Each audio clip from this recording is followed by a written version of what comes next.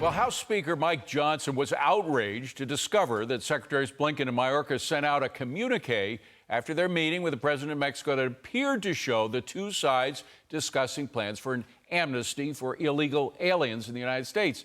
The speaker's strong statement about this said in part, at a time when America is experiencing the worst border crisis in our nation's history, it's unconscionable to hear the Biden administration's announcement that Secretaries Mayorkas and Blinken discussed with the president of Mexico amnesty for illegal immigrants. The United States must focus on policies that deter, not attract people attempting to come here illegally and the smugglers who profit from the catastrophe at our border. Let's bring in New York Congresswoman Claudia Tenney about this. Congresswoman, great to see you. I hope you had a great Merry Christmas and you'll have a good New Year, but I got some bad news to talk about, which is this open border. Has either Secretary Blinken or Mayorkas spoken to Congress about the idea of an amnesty for the migrants who are here illegally?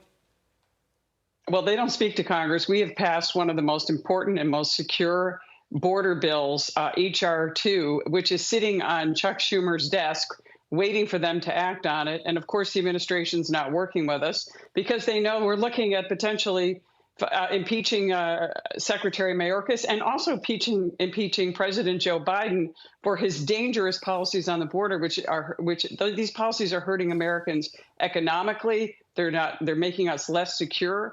They're enriching these cartels, as you cited, and the speaker cited, that are making billions of dollars off human trafficking and drug trafficking and hurting our communities, even in upstate New York. And as you know, we've talked about, we have over 85% of the people on the terror watch list have come through the northern border, and that's my district in upstate New York, because the Customs and Border Patrol agents have been diverted to this entire mess down in the southern border, where we're seeing almost 7.8 million encounters with illegal immigrants. And we know that at least 6.4 million have come across the border since Joe Biden was elected. And what has Joe Biden done? 94 actions in the first 100 days to reverse the policies that were working under President Trump. This is a catastrophe, and in no way should we be trusting Joe Biden or Secretary Blinken, and especially in providing amnesty. It's just more incentives. By the way, there was another, I'm sure you're aware of this, but there was another arrest at the northern border up by Niagara Falls, an Iranian national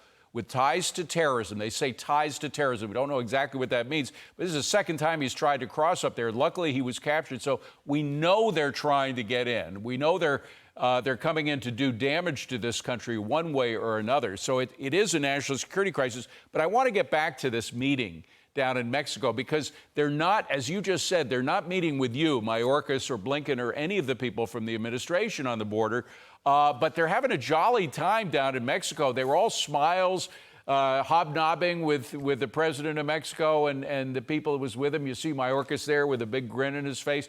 And here is what the communique among the friends, the president of Mexico and these guys said. The delegation, and this is again from them, the delegation, quote, discussed the benefits of regularizing the situation of long-term, undocumented, that means illegal Hispanic migrants and DACA recipients who are a vital part of the U.S. economy and society. That sure sounds like amnesty to me, doesn't it to you?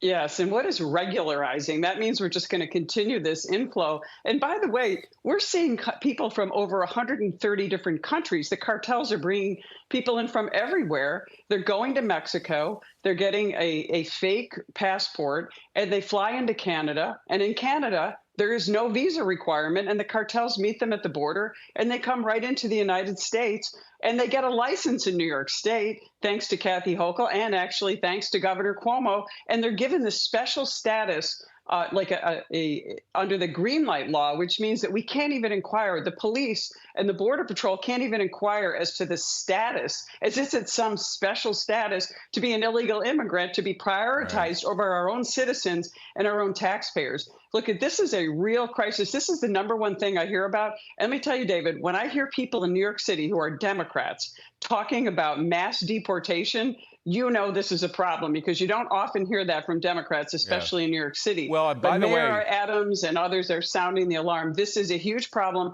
and it's costing us dearly, not just security, but also the taxpayer money. They're getting a driver's license, and in short order, we're going to have a driver's license be all you need to go to vote. So once they have a driver's license, there's all kinds of questions about that. I quickly, though, want to get to the issue of these protesters, these pro-Hamas protesters all over the country.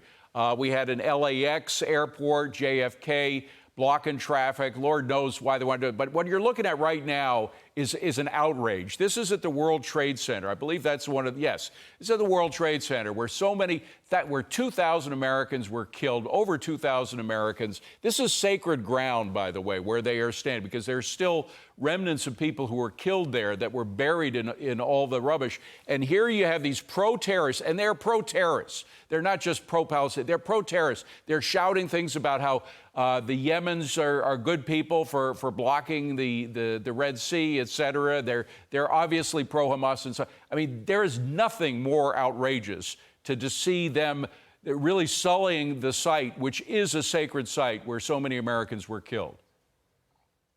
Yeah, well, this country is overrun. And don't ever believe that any of this is grassroots. This has all been planned over many years by a group called American Muslims for Palestine. They have subsidiaries all over the country.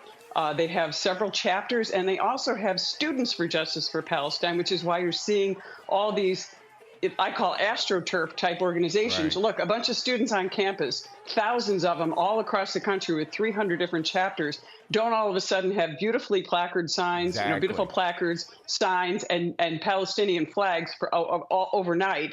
These are all planned. They've been part of a grassroots or part of a non-grassroots effort that has been funded by billions of dollars coming from overseas terrorist groups like Hamas to try to bring our country down. And that's exactly what they're doing. They're manipulating the process. They're anti-Semites. They're causing students to question everything that's happening with our great ally, Israel. These are really dangerous people, and we have got to pay attention because, by the way, they're coming through our border. They're just walking across, and they're able to spread this hatred, spread this anti-Semitism, and we're allowing that to happen. We've got to pay attention because these are very dangerous It's not situations. only outside. I mean, I've snuck into some of these rallies myself just to see who was there. There's a lot of Americans there who've been a product of our education system, which has all of these radical ideas.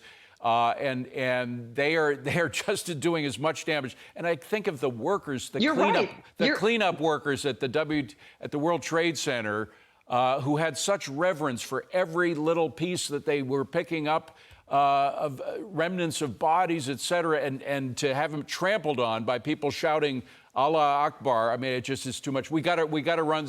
Great to talk to you again. Have a wonderful New Year, and best to your Marine son as well.